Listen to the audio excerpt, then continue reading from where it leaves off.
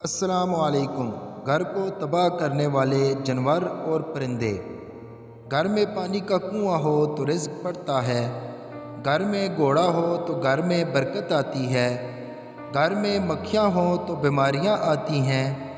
گھر میں سانپ بچے دے تو گھر میں مصیبتیں آتی ہیں، گھر میں بطخ ہو تو گھر میں جھگڑا نہیں ہوتا، گھر میں فاختہ ہو تو دشمن پیدا ہوتے ہیں، فاختہ کو آزاد کرنے سے دشمن ختم ہوتے ہیں، گھر میں الو ہو تو گھر نحوست بھرا ہوتا ہے، گھر میں ٹوٹی ہوئی کنگھی ہو تو نحوست آتی ہے، گھر میں لال بیگ ہوں تو مچھر آتے ہیں، گھر میں کوا آ جائے تو نحوست آتی ہے، گھر میں بکری آئے تو دولت آتی ہے، گھر میں کتا بچے دے تو رزق میں رکاوٹ آتی ہے، بلی گھر میں بچے دے تو رزق میں اضافہ ہوتا ہے،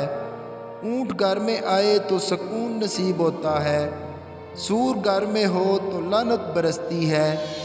گھر میں کھجور کا درخت ہو تو گھر میں بھوک نہیں آتی، گھر میں گلاب کا پودا ہو تو گھر میں خوشیاں آتی ہیں، گھر میں مکڑی ہو تو رزق میں کمی آتی ہے، گھر میں کتا ہو تو فرشتے نہیں آتے، گھر میں چھپکلی ہو تو کیڑے مکوڑے آتے ہیں، گھر میں لال چونٹیاں ہو تو مشکلیں آتی ہیں،